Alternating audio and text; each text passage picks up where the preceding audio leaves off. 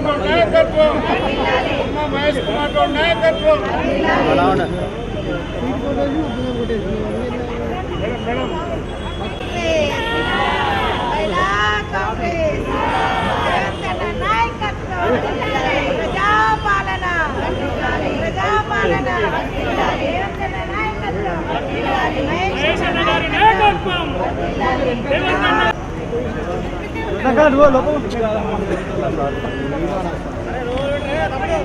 कौन निकालते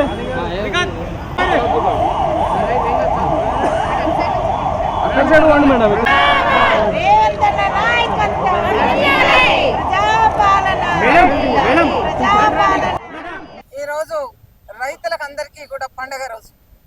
నిజంగా కూడా వ్యవసాయం దండగా అన్నదాన్ని పండగ చేసి చూపెడుతున్నారు. ఇవాళ రేవంత్ అన్న రైతులందరికీ నేనున్నాను మీకు అండగా అంటూ నిన్న రైతు భరోసా కార్యక్రమాన్ని నిర్వహించడం జరిగింది. రైతుల కళ్ళల్లో ఆనందం చూసిన తర్వాత ఒక్కసారి మా వాళ్ళందరికీ కూడా పాలాభిషేకం చేయాలి అని అనుకున్నాం. ఇప్పుడే తక్షణం ఈ కార్యక్రమం పెట్టుకొని ఇక్కడ గాంధీ భవన్ లో చేయడం జరుగుతుంది. నిజంగా రైతులకు 10,000 నుంచి 12,000కు పెంచి ఇప్పటి వరకు 27,000 కోట్ల రూపాయలు ఇచ్చిన ఘనత మా ప్రభుత్వానిది అని చెప్పక తప్పదు. అలాగే కాంగ్రెస్ ప్రభుత్వం ఇప్పటి వరకు కూడా దీనికోసం 30,000 కోట్లు ఖర్చు పెట్టడం జరిగింది. సన్న వడ్ల బోనస్ కూడా ఇవ్వడం జరుగుతుంది. ఏది ఏమైనప్పటికీ కూడా రైతులకు అండగా ఉంటూ రైతు రాజ్యంగా ఇవాళ వర్ధిల్లాలి ఇది తెలంగాణ అని ఒక కృత నిశ్చయంతో ఇవాళ రేవంత్ రెడ్డి గారు ఉన్నారు.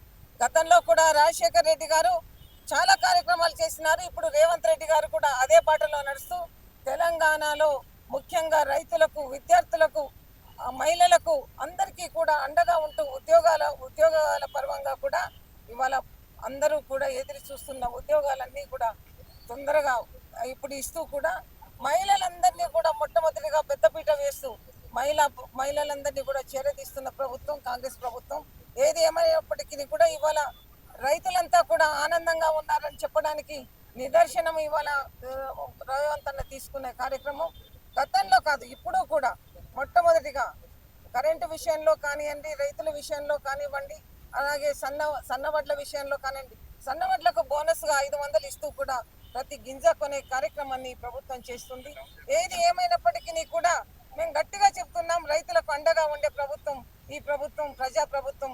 రేవంత్ రెడ్డి గారు, పట్టి విక్రమార్క గారు, అలాగే మన తుమ్మల నాగేశ్వరరావు గారు, పిసిసి అధ్యక్షుడు మహేష్ కుమార్ గౌడ్ గారు కూడా వీరంతా కూడా ప్రయత్నం చేసేది ఈ రాష్ట్రం సుభిక్షంగా ఉండాలి, సుసంపన్నంగా ఉండాలి, అందరూ కూడా బాగుండాలని కోరుకునే ప్రభుత్వం. కాబట్టి మేము అందరికీ చేతులెత్తి నమస్కరిస్తున్నాం. ప్రజలంతా దీవించండి అని కోరుకుంటున్నాం. ఎక్కడ కూడా అన్యాయం జరగకుండా అన్యాయాన్ని ఎదిరించడానికే ఈ ప్రభుత్వం మీ ముందుంది అని తెలియజేస్తూ మరొకసారి మీ అందరికీ కూడా శుభాకాంక్షలు తెలియజేసుకుంటూ సెలవు తీసుకుంటాం. Subscribe us and press the bell icon for more interesting updates.